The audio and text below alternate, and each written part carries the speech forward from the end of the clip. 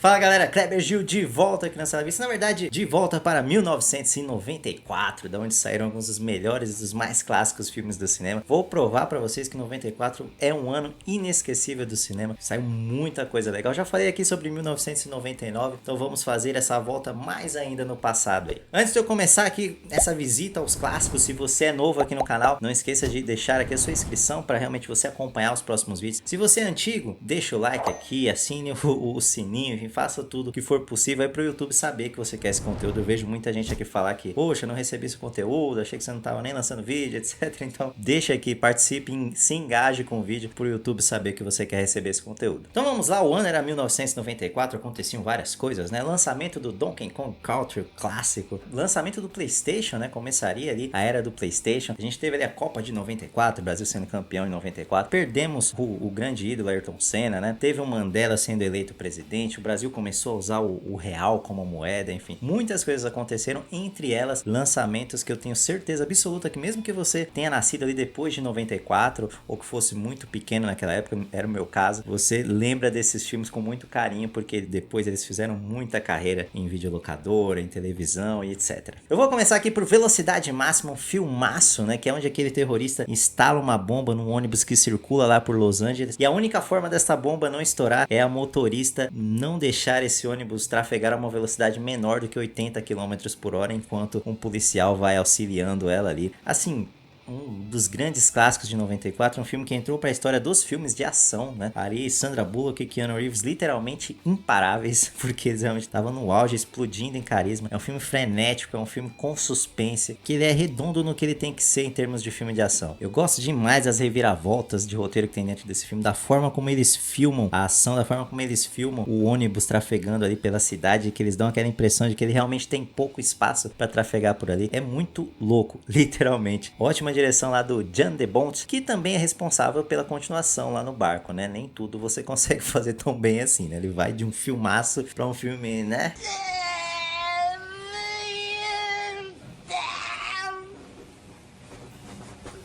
Se 94 foi um dos grandes anos do cinema, com certeza também foi um dos grandes anos, ou possivelmente o maior ano para o Jim Carrey. O Jim Carrey emplacou ali 3 dos maiores hits da carreira dele, todos lançados no ano de 94, né? Ele conseguiu um grande contrato ali e conseguiu esses hits que catapultaram ele para ser um dos maiores astros do cinema. Dizem lá as lendas em Hollywood, foi o contrato que causou um certo ciúme no Van Damme, inclusive, que exigiu um contrato igual depois e acabou não conseguindo, e ali começou a decadência da carreira dele. Eu já contei isso no vídeo sobre a história do Van Damme aqui. Naquele ano de 1994, o Jim Carrey emplacou o Máscara, Ace Ventura e Debi Lloyd. Acredite, tudo no mesmo ano. Eu vou escolher aqui o Debi Lloyd para representar esse ano do Jim Carrey, que eu acho que é o filme, pelo menos para mim, foi o mais marcante, que é onde dois amigos ali, um pouco atrapalhados, digamos assim, fazem uma viagem para devolver uma mala que uma pessoa esqueceu na limusine deles. Só que depois eles descobrem que essa mala está cheia de dinheiro para pagar um resgate. Engraçado que lendo essa sinopse, ele poderia muito bem se passar por um filme de suspense, né? Mas não é. É uma farofada das melhores, um dos filmes de comédia mais absurdos dos anos 90 ali, um dos mais famosos também. Uma rara felicidade dupla, né, do Jim Carrey com o Jeff Daniels ali. Tem umas sacadas geniais, pelo menos da primeira vez que você vê. É também um filme que sofre com as continuações, né? Ele teve ali um prelúdio, depois ele teve uma continuação muito atrasada, que até que tem algumas ideias legais, mas que não funciona nem de longe tão bem quanto esse primeiro filme, que realmente é um dos mais marcantes ali dos anos 90. Trago aqui Pulp Fiction, um dos clássicos do Quentin Tarantino, né? Confesso pra vocês que a primeira vez que eu assisti esse filme, eu não entendi nada, tá? Eu não vou ficar pagando de super intelectual pra vocês desde criança, assim, que não é o caso. Tudo bem que eu não assisti quando eu era criança também. Mas eu precisei rever alguns anos depois pra realmente curtir, aí já com um pouco mais de repertório, de bagagem, pra curtir as nerdices, as referências que ele coloca ali no filme, realmente entender do que se trata esse filme, né? Ali você tem 3 histórias paralelas, né? Você tem o assassino que se apaixona pela mulher do chefe dele, quando ele tem que acompanhar. Tem um boxeador que descumpre lá um acordo para ele perder a luta, e um casal que tenta um assalto que não dá certo. São 3 histórias que só a mente meio alucinada do Tarantino conseguiria coordenar e interligar, ali ele consegue fazer isso com uma perfeição incrível, né? Um elenco estelar com atuações assim absurdas, atuações que poucas vezes você vai ver no cinema. Inclusive foi ali o ressurgimento do John Travolta, né? Que tava meio esquecido, tava meio que já caminhando para uma aposentadoria forçada ali, mesmo tendo tantos sucessos ali nas décadas anteriores, né? E o o Quentin Tarantino consegue trazer ele de volta ali. Como na maioria dos filmes do Quentin Tarantino tem picos, né? Você às vezes tá numa ceninha ali, bem ok, bem tranquilo, daqui a pouco vem um pico de violência, de sanguinolência, daquele jeito que só ele sabe fazer e que te deixa paralisado ali na frente do cinema. É um dos grandes filmes do cinema mesmo, né? Até hoje é um dos filmes mais lembrados da história do cinema. Tem algumas das cenas mais reproduzidas, mais relembradas, enfim, tem muita referência legal ali dentro. É um filmaço, é um filme histórico. Pulp Fiction, Tempos de Violência. Um Sonho de Liberdade, eu ainda não conheço alguém que tenha me dito que não gosta desse filme, tá?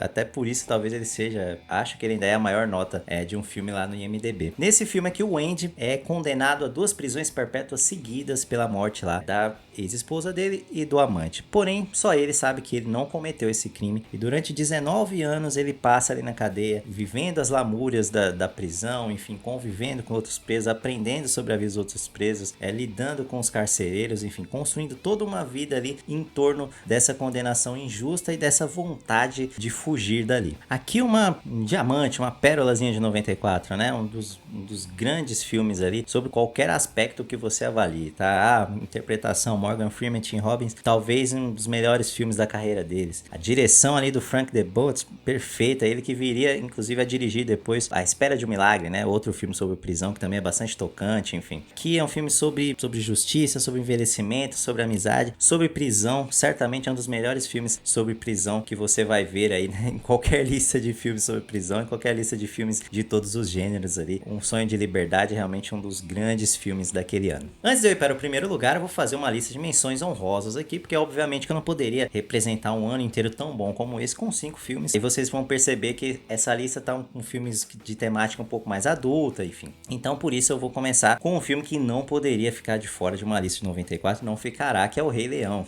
O Rei Leão. Muita gente vai considerar, filme infantil, animação, você precisa abrir um pouco mais a mente aí, na verdade. Porque esse é o filme de maior bilheteria de 1994 e eu tenho certeza absoluta, eu nunca vi uma estatística sobre isso, mas eu tenho certeza absoluta que ele deve ter sido o filme mais alugado de todos os tempos, tá? Um dia eu vou pesquisar sobre isso, mas eu tenho certeza quase que absoluta disso. Porque ele é um filme simplesmente genial. Se for fazer realmente uma lista filme por filme, gênero por gênero, muito provavelmente o Rei Leão seja o melhor filme de 94, porque ele é um dos melhores filmes de todos os tempos, um dos mais bem feitos. Aqui um pouquinho ainda na linha do infantil tem os Batutinhas também, que aí era muito legal pra quem realmente foi criança naquela década de 90 ali, era um clássico, né? Passava muito no SBT, enfim, era exaustivamente, tinha umas participações especiais bem legais. Vou colocar um outro filme que eu gosto muito, aí já indo pra linha do adulto de novo, que é O Corvo, né? O filme com o Brandon Lee, que tem toda aquela história, toda aquela mística, enfim, infelizmente da morte dele no set de filmagem, mas eu acho um filmaço, cara. Ainda é um filme que quando eu tenho possibilidade de ver, quando tá passando, eu paro pra dar uma olhada. Toda aquela estética meio gótica, aquela coisa, aquela história totalmente diferente do que a gente costumava ver ali, eu acho aquilo ali de um primor absurdo. Acho realmente uma pena que o Brandon tenha falecido naquele filme, a gente não tenha conseguido ver mais daquele universo dele. Tem outro filme que eu gosto muito, que é O Profissional, com o Jean Reno e com a pequena, muito pequena Natalie Portman ali, mas é um belíssimo de um filme que se passa também num contexto diferente dos filmes de ação que costumavam rolar ali naquela época, e você tem um pouco mais de cadência ali na ação, enfim, é um filme que pouca gente conhece, né, mas é um filme muito bom. Preciso também colocar aqui o Entrevista com o Vampiro, a reunião lá do Brad Pitt com o Tom Cruise, a esperada reunião do Brad Pitt com o Tom Cruise, num filme que ele é, digamos, no mínimo esquisito, assim, mas ele é um esquisito legal, né, é o que eu espero de um filme, sei lá, tratando de vampiros, assim, sabe, pô, bem diferente daquelas franquias de vampiros que vieram ali nos anos 2000, etc, aquela coisa, eles são vampiros mesmo, e eles se alimentam das pessoas, é uma coisa meio estranha, mas que você tem uma certa curiosidade pra ver o que acontece ali. Eu acho um belo de um filme, acho um filme muito criativo. Vou encerrar aqui com True Lies, que é um filme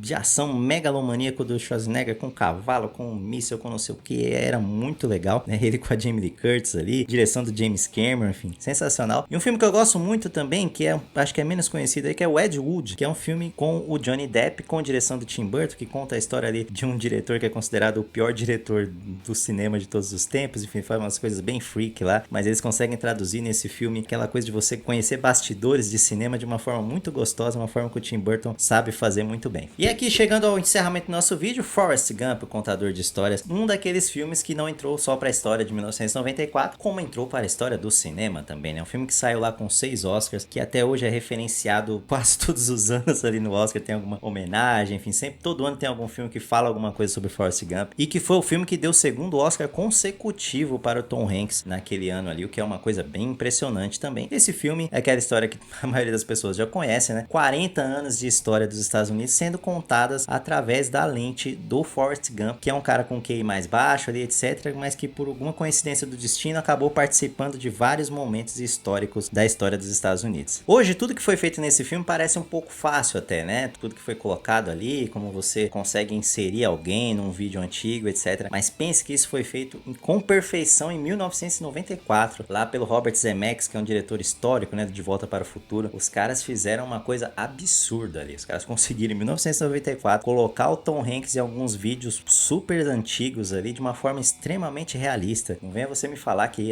dava pra... não era tão fácil assim não, tá?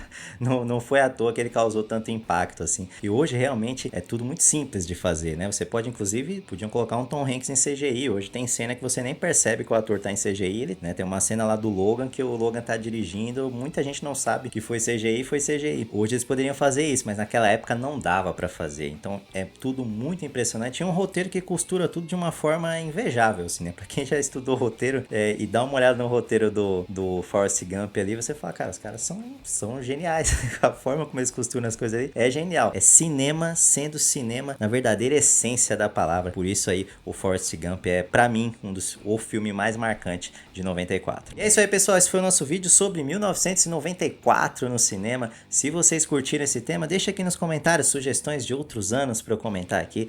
Se você achou que faltou algum filme aqui de 1994, também deixa aí nos comentários, faça a sua lista aí e relembre, diga aqui nos comentários como foi a sua experiência com o cinema em 94, se você era criança naquela época, se você já tinha uma idade para curtir os filmes, enfim. Deixa aí, vamos trocar uma ideia sobre esse ano. Se você é novo aqui no canal, vão aparecer alguns vídeos para você continuar assistindo, não deixe de assistir. Se você é antigo, também dê uma olhada aí nos vídeos para reassistir e a gente se vê na próxima. Tchau!